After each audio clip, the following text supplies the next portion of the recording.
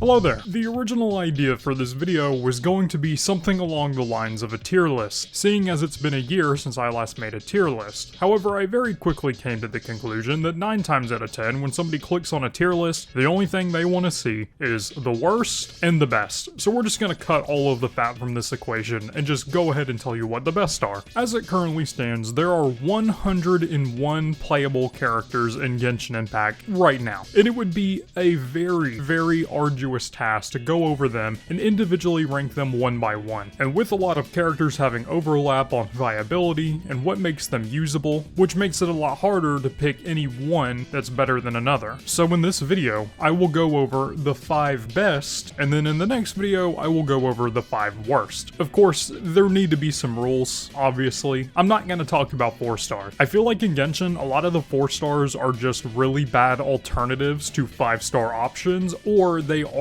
game-breakingly overpowered, or they are a designated buffer that really don't have a 5-star alternative. I also feel as though we've kind of evolved past the 4-star meta a long time ago. There are a lot of really good 4 stars, however, as it currently stands, I would say the top 5 characters are all 5-star units. The 4 stars are still good though. But before we continue, it's time to pay my editors. This time, we're sponsored by LDS Shop. Look man, I play a lot of gacha games. I know you do too. Things get pretty expensive after a while, so it's nice to be able to get a little bit of a discount here and there, because at the end of the day, every cent saved is a cent earned. And by using LDS Shop, you'll be saving a lot of cents. LDS Shop offers up to a 20% discount on all in-game items. And if you want, you could save a little bit more money, with the link down below, earning you up to an additional $50 off your next order. And because I'm not one to just throw you to the wolves and have you figured out for yourself, don't worry, I actually tested out the service myself. As you can see, we're currently in Genshin, as you can tell by my ugly filters that you all love to comment on so much. Gonna go on over to LDS Shop, go to Genshin, get one of the 3 welcome packs. Make sure you select the right server. If you don't,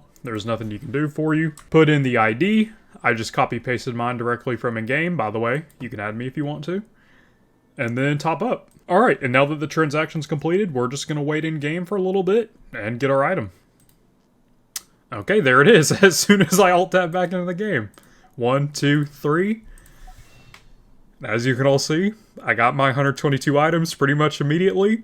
And yeah, I mean, that's pretty much it. So there you go. Save yourself some money. Use the link in the description. Really helps support the channel. That all being said, let's get back into the video. I feel like we should get the obvious one out of the way. Mavika, as it currently stands, is in my opinion the most valuable unit you can pull in Genshin right now. There are a lot of reasons for this, but the main reason is she is easily the most versatile power class in the entire game. At C0, Mavika is the only character that can function fully well in both the support as well as the sub DPS as well as the main DPS role. She has some of the highest damage potential in the entire game at some of the lowest investment. For example, if you were to pull Mavika right now, you could build her on Obsidian Codex, give her 40 free crit rate, put her on a team with one other Natlan character and give her an EM Sands, and you are dropping well over 500,000 damage nukes with minimal effort every single rotation, and that is on top of her just already good charge attack spam damage. You could easily make the argument that, oh, I don't have Zillonin, I don't have Sitlali. That's alright. If you don't have Zillonin and you don't have Sitlali, she's still a very good sub DPS. Pop the elemental burst, pop the skill. You're gonna be applying a decent amount of pyro and dealing a pretty strong amount of damage every couple of seconds. Is it as amazing as Zhengling? No, it's not. But that comes the supportive role, because Mavika,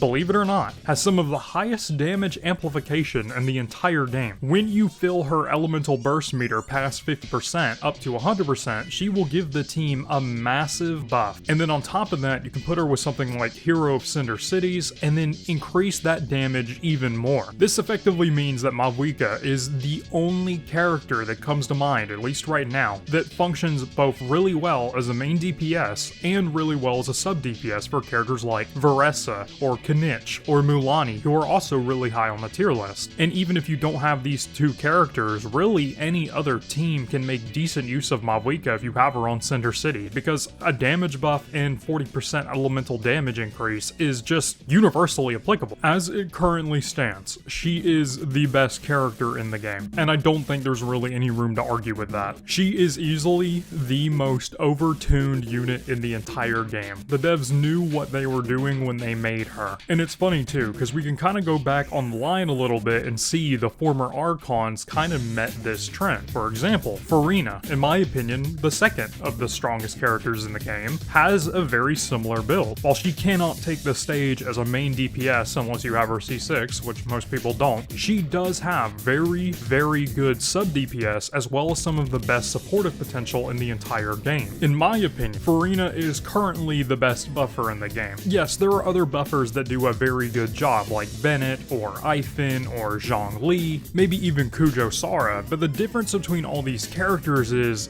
they only buff attack. The reason why Farina is such a potent buffer compared to all these characters is because she does not buff your attack, she buffs your damage percent values, which means every single character in the entire game can make use of Farina, no matter what. Because at the end of the day, if a character has a damage multiplier in their kit, she is going to buff that. And then on top of that, similarly to Mavika, her sub DPS potential is no slouch. She has some of the highest damage potential in the entire game for the sub DPS role, which is saying a lot when some of her competition is Zhang Ling. And on top of that, she is just ridiculously easy to build. Crit rate, crit damage, HP, energy recharge. Everything else is not important to her. And while I don't really like talking about constellations, I do feel like it's worth mentioning that Farina, in my opinion, has the best C2 in the entire game, allowing her the potential to be used without a healer A, and B, to be used on any team with no flexibility issues whatsoever, while also making her buff even more potent. Sure, you can get a C1 or a C2 on every other character in the game, and that'll buff that one character, but Farina C2 is, as it currently stands, the only constellation in the entire game that buffs every unit. And you know, I guess while we're talking about sub DPSs, it might be worth bringing up Escoffier, who in my opinion is currently one of the best units in the entire game. Now, I was going to talk about Skirk, however, in my opinion, Skirk is really nothing without Escoffier, whereas Escoffier is very powerful even without Skirk. You could put a Fire Hydrant as the 4th slot on a Escoffier team, and it doesn't matter. Escoffier will carry that team. She follows a very similar role as Farina. She is an amplification character that also buffs damage of a specific variety, whereas Farina buffs damage percent, Escoffier buffs cryo and hydro. And while in theory that would make you think that Escoffier is really bad because she's a lot more niche than something like Farina, you need to remember that in Genshin, cryo is currently dominating the meta. Hydro has always dominated the meta. Mono Hydro has been a thing for years, and Escoffier, just by being present on the team, is buffing you exponentially. The ability to entirely freeze enemies solid, buff your damage potential to insane degrees while also healing and doing decent damage at the same time, makes her a perfect pair with something like Farina. And even if you don't have Farina, any Hydro or Cryo character on her team will become better. I guess I can put it like this. Escoffier is so strong that on her debut, Cryo, an element which has been dead and buried for 2 years, is meta again. And Skirk came out and made it even stronger, but like I said, you could put Nuvolette in that slot, Wriothesley in that slot, Ayaka in that slot, Ganyu in that slot, and they still would have been some of the best teams in the game, because Escoffier is just that potent. And don't get me wrong, I like Skirk, and I do think if you have Skirk's best team, it's the strongest in the game right now, but you could replace Skirk with Nuvolette and still get very similar results. Speaking of similar results, Zillonin, how you doing? Originally, I wanted to put Kazuha here. However, upon very brief summary of the situation, I have come to realize that there is not that big a difference between Zillonin and Kazuha, and arguably, Zillonin is significantly better. Zillonin has the capacity to buff Geo. She can also buff the primary elements, being Pyro, Cryo, Hydro, and Electro, which means that by using the Hero of Cinder City set, she can buff 5 of the 7 elements currently in the game, whereas Kazuha can only buff 4. In addition to that, Kazuha's buff is an aura that is applied to the enemies. Once the enemy dies, you lose that debuff, whereas Zillonin is an aura that applies to you, meaning in multi-wave content, Zillonin is actually a hell of a lot stronger than Kazuha because you are not having to constantly reapply your buff. And while yes, Kazuha does have the capacity to use his elemental burst, Zillonin is set it and forget it no matter what. And what is the trade-off? 1% less res shred. Oh no. Oh yeah, and then Zillonin shields and heals. Granted, her shields are crystallized reaction and her heals are nothing to sneeze at, because that little bit of extra survivability can make it to where you are able to run sustainless comps. And like earlier, I really don't like talking about constellations and weapons, but if you manage to get Zillonin's weapon, you are getting an insane value that Kazuha just doesn't have. Now, Kazuha is a lot better for things like elemental mastery scalers maybe, but overall utility, Zillonin is just more potent than Kazuha. But just know that they're interchangeable. She, as it currently stands, is a buffer that can buff 5 of the 7 elements in the game, making her a immaculate flex slot on a lot of teams, which gives her a large amount of value. Because yeah, she might not be the absolute best on a majority of teams in the game, but she is able to function very well on a lot of them. And me personally, as you've probably seen throughout my rankings on this video, I heavily prefer flexibility over general power. There are a lot of units in Genshin that are overshadowed by another unit, where they are significantly better in that role. However, if I were a new account and I was looking at information on what characters are really good, I would rather have the flexible unit that's good on a lot of roles rather than one unit who's only good in one major role. And for that reason, the final slot is going to Zhongli, who, in my opinion, has really fallen out of favor with the majority of people as of late. But here's my stance on the matter. In Genshin, there is hardly any content in the game where you need to bring in the absolute best of the best in order to 36 star. Actually, I'll double down. There's no content in the game where you need that, and if there is, it's whale bait anyway, just don't even worry about it. For that reason, it's better to pull general utility units over units that are just an apex of their class, because once that character that you built around has an enemy in the abyss that counters you, you're kinda cooked. And in that sense, Zhongli is the apex of this class. Sure, he isn't the overall best support like a character of Farina or Escoffier, who buff Hydro and Cryo and damage utility, but what he does bring to the table is immortality. If you have Zhongli on the team, you are immortal. Interruption to resistance is just a nice thing to have, and he provides that in spades, but his best asset is his universal applicability. His shield gives him 25% resonance shred for everything in the game, making him the only character in the entirety of Genshin that can shred resistance to everything, including animo and physical, which are very hard to come by. In addition to that, his kit is so versatile that he can make use of a lot of artifacts set very well. He can be used as a damage amplifier on a Knitch team by using Deepwood. He can buff attack scalers with Noblesse Oblige. He can give you more survivability with the Millilith set. He can be a proc set for something like Instructors. Hell, you could throw him on Favonius and he could be a battery for the team. Of all of the Archons currently in the game, he is one of the oldest and he has aged the best. Here I sit 5 years later, still using Zhongli on my team. And for that reason, I consider him to be one of the best in the game, though I know that is not a very popular opinion, but from where I stand, the popular opinion tends to get power crept, and my old man is still here, so I'm gonna go with him. But yeah, that's about it. For those of you who are wondering, here are some honorable mentions that I just didn't find interesting enough to talk about. Skark, Neuvillette, Yelan, Kazuha, and Citlali. We're all very close to making the list, but you know how it is. Hopefully this video was helpful. Like, comment, subscribe, dislike it if you dislike it, and I'll talk to you later. Stay safe, peace.